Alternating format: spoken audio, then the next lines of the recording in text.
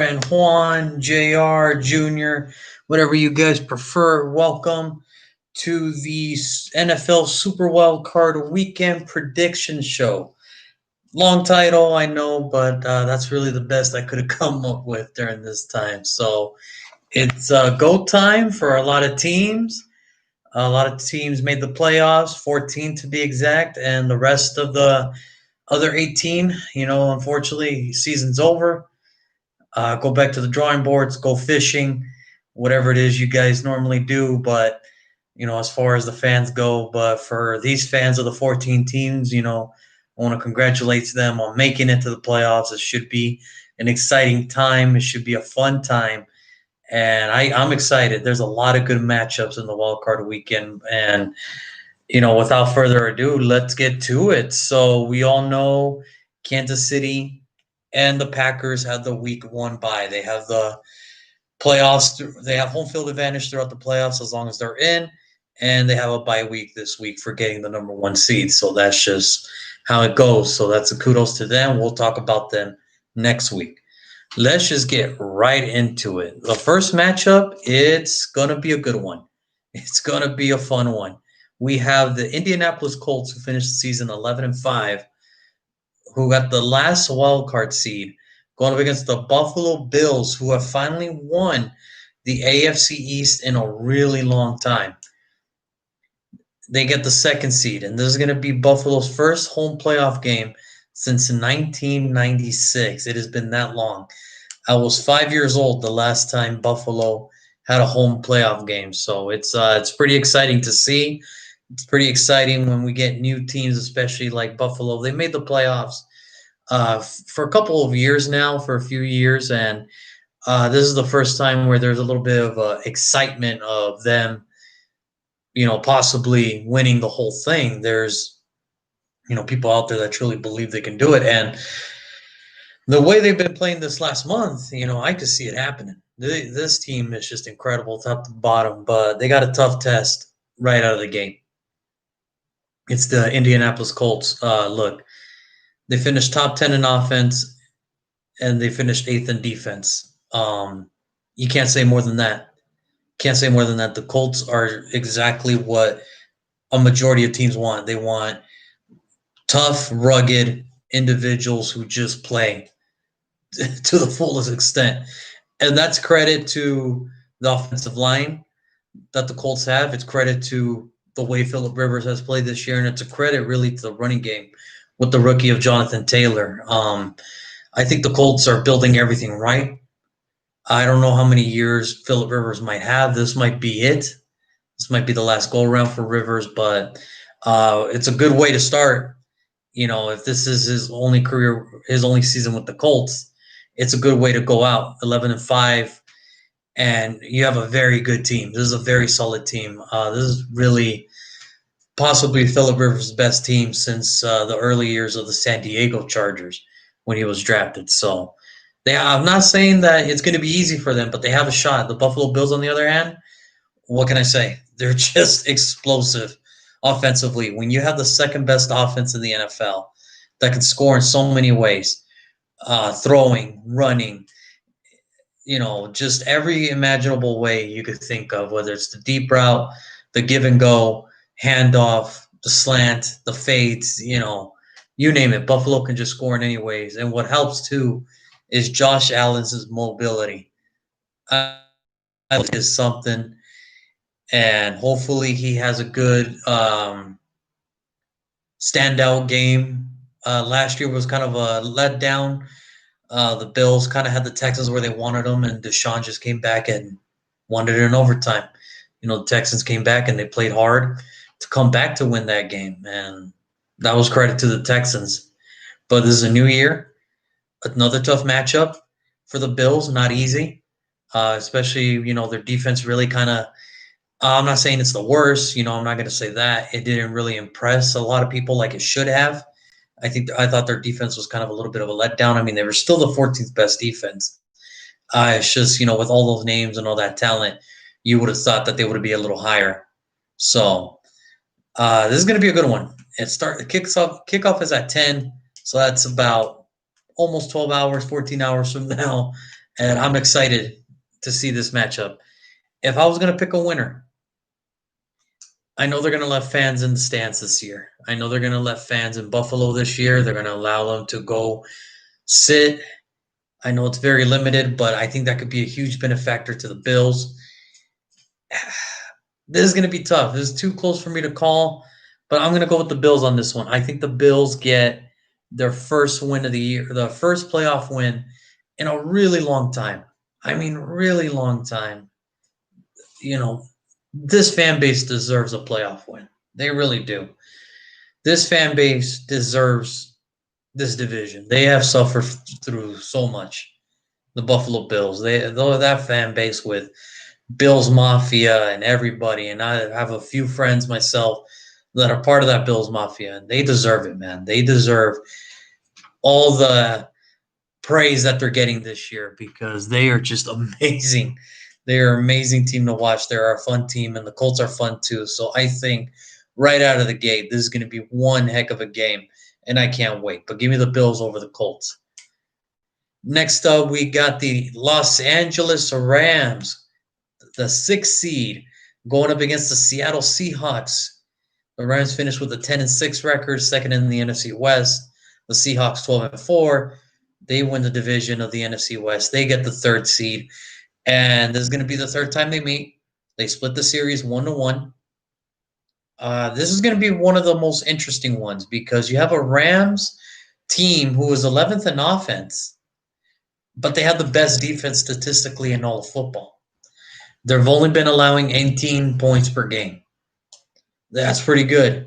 That's really good. And with the Seahawks, it's a totally different script.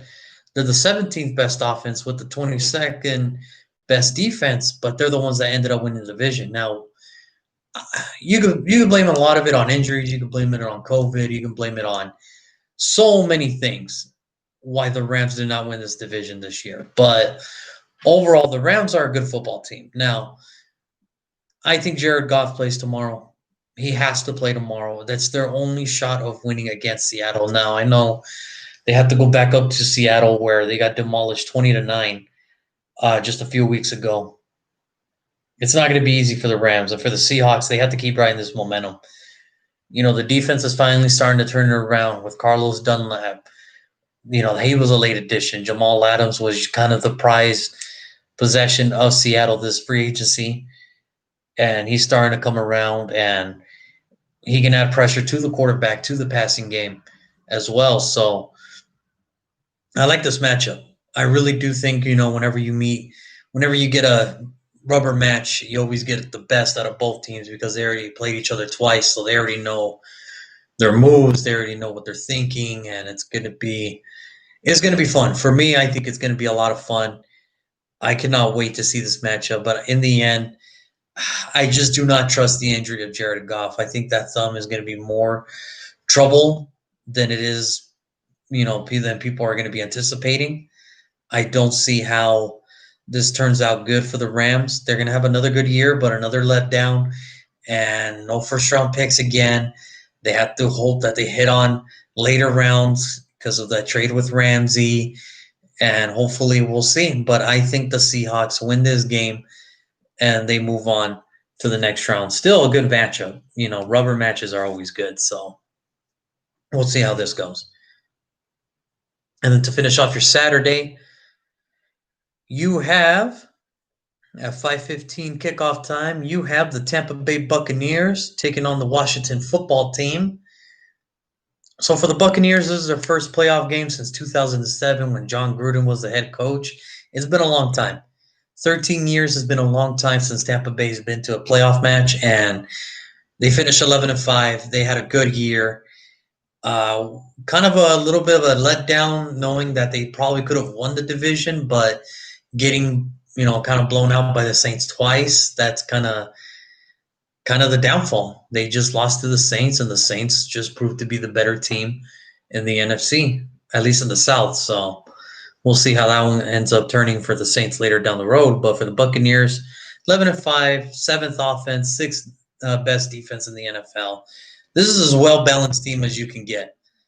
They have a good offense. They have a better defense. you can't get any better than the Tampa Bay Buccaneers did this year. You really can't. And for the Washington football team, this is going to be this is their first division title since Robert Griffin III was their quarterback, and they ended up finishing 7-9. Call it what it is, whether you want to think Philadelphia kind of gave them that game at the end, or you want to just say that, Washington beat them outright. Call them what you want, but, they earned it. Even though they are 7-9, they earned the shot to play this wild card game. So, and, Washington's kind of a flop-sided story. They're the opposite of the Tampa Bay Buccaneers. They're kind of a flop-sided. So Washington's offense is 30th, but they have nice pieces. They really have some nice pieces going for them. They have, Terry McLaurin, Antonio Gibson as their centerpiece, Logan Thomas, at the tight end. So they're getting pieces together. Washington's going to have to keep building that offense. The defense is amazing. It's the second best defense in the NFL with Chase Young, Montez Sweat, Alan Payne, the two defensive tackles from Alabama taking care of the anchor. You got a good secondary coming in. Look, I've been saying it for weeks. I love what Washington is doing. I love what Ron Rivera is building over there defensively.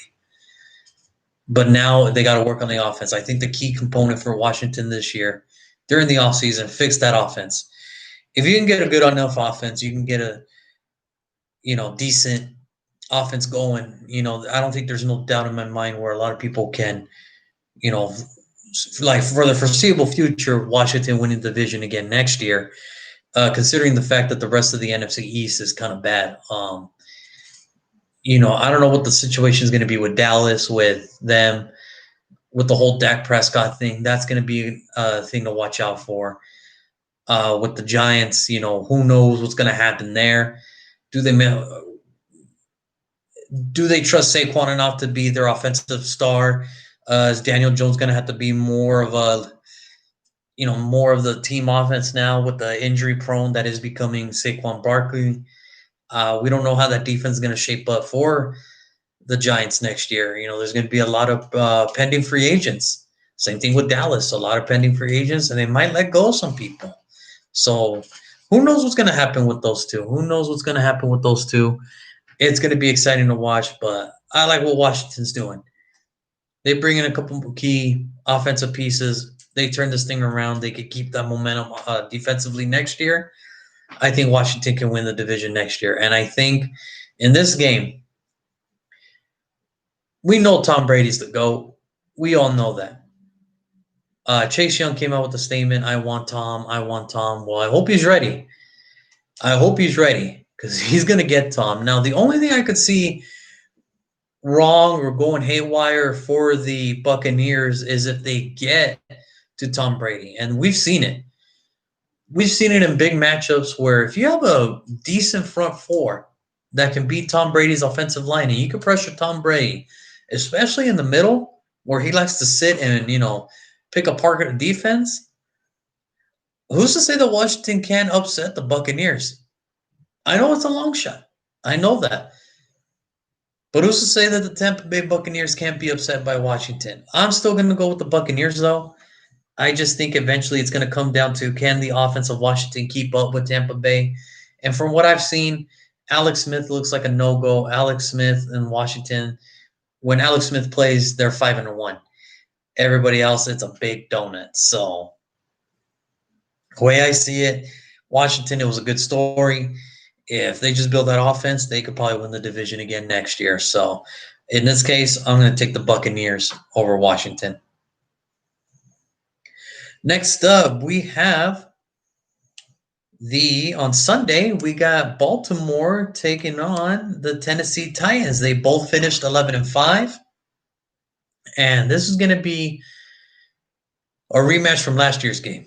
Everybody remembers the whole Derrick Henry stiff-arming Earl Thomas, and Earl Thomas becoming a lead blocker for Derrick Henry. So this is a totally different dynamic now, totally different game. It's rematch from last year. They both finished 11-5. The Ravens finished with the 19th best offense. Kind of not what you want, especially from your MVP last year you kind of wanted it to be a little bit better. But they had the seventh best defense. That defense went all in this year. They went all in to try to get the best position to set up the offense to win. And it worked out for some part because whatever you want to call it, whether they're resting on the bench or they get the turnovers, whatever the case may be, Baltimore ended up being the number one team when it comes to a rushing attack. They are the number one team in rushing. And that's, all thanks to the mobility and the athleticism of Lamar Jackson. He hands it off, the running back's going to get some good yardage. He keeps it himself, he's going to get some good yardage. Lamar Jackson's the first quarterback in NFL history to go back-to-back 1,000 yards. That's impressive. That's pretty damn impressive. You say what you want. Say what you want. But I like it. I like what I'm seeing from the Ravens here, especially down the stretch. Next up, we got the Titans. They're the third offense, and that's all thanks to Derrick Henry. And with the second rushing attack, it is no surprise to me why the Titans are so good on the ground game. Derrick Henry is the man. This dude is a baller. 2,000-plus rushing yards this year. Only the 8th player to do it in NFL history. He gets my vote for MVP. I know they're going to give it to a quarterback because that's the way the NFL is. It is a quarterback-driven league. But when you have a guy rushing for 2,000 yards and he's the 8th player to do it, the last one since Adrian Peterson to do it, yeah, you get my MVP vote. You really do. But these voters, it's all about the quarterbacks now. So between Aaron Rodgers, Patrick Mahomes, they're going to get it. But if it were up to me, I would give it to Derrick Henry. So the only scary thing about the Titans, though, they have a good rushing attack. Their passing is okay. They're middle of the pack. But that defense, 28th overall. Now, it's tough. It's tough to pick against Derrick Henry because we know what he can do. We saw what he did last year to the Ravens and everything. I just think the Titans fall into a trap here because I had to look something up. I know this is not the first time that they played against each other. I know this because I remember the days of Eddie George, Ray Lewis, so I had to look this up. This is actually the 5th time that they meet up in postseason history. The 5th time. And you want to know the crazy thing? Oops, sorry, guys. Sorry, guys. Dog got a little excited there. But the crazy thing about this game, this is the 5th time they meet up in postseason history. And the road team is 4-0 all time in this postseason matchup. That means the home team has never won. Never won. That's incredible to me. That is too incredible for me. And I've been thinking about this game a lot. I really have. But in the end, I think I'm going to go with history here. I think it's going to go to 5-0. I believe the Ravens can take on Derrick Henry and the Titans, and I think the Ravens, in just a close game, can take out those pesky Titans. And we'll see. Because before the season started, I had my Super Bowl favorites, and it was the Ravens and the Seahawks. I thought that was going to be the Super Bowl this year. Well, they're both in the playoffs, so I might have a shot here, but it's a long one. But, give me the Ravens over the Titans this week. I do like this matchup, though. Next up, we got the 7th seed Bears taking on the New Orleans Saints at 1:40 on Sunday. So the Bears haven't beaten the Saints in a game since Week 15 of 2008. Let me repeat that. They haven't beaten the Saints since 2008. That was 12 years ago, and that was in Week 15. The Bears finished 8-8. They squeaked by. They had to get some help, but they made it. They made it. So that's all that counts. And for the Saints, they get the 2nd seed. 12-4. It was another good year for New Orleans fans everywhere. You win the NFC South. You get a good seed. You get home field advantage again. Now let's see if they can pull it off. So the Bears really 26th in offense, 11th in defense. Look, the Bears had a funky season. They really had a funky season. They started with Trubisky. They put Nick Foles in. They went back to Trubisky. David Montgomery started picking up his yards. But the defense has always been good. I just don't know how they're going to be fared against the New Orleans Saints. I think it's going to be a lot closer than people think. The only problem is the Saints defense is really tough. It is really good. It's fourth overall, and they have the 12th best offense. I just don't trust Chicago's offense. Not against the Saints. Not against a defense like the Saints. And we've heard the rumors. There's rumors out there saying that Drew Brees could retire after this season's over, and it could possibly happen. It could happen. So I don't think that he wants to go out like that. I think he wants one more shot at a Super Bowl, at least a chance to get to the Super Bowl. And if they were to lose to the Bears, boy, there has to be some shakeups to get all those years of home field advantage, home field advantage, home field advantage, and you lose every single time at home. This can't be the year. So for this, I'm going to go the Saints over the Bears. It'll just be too heartbreaking for Sean Payton and the rest of the crew if they were to lose to the Bears to get eliminated again at home, everything going your way. You finally have a top 5 defense. Your offense has always been good to extraordinary, and it's the Chicago Bears. No disrespect to the Bears.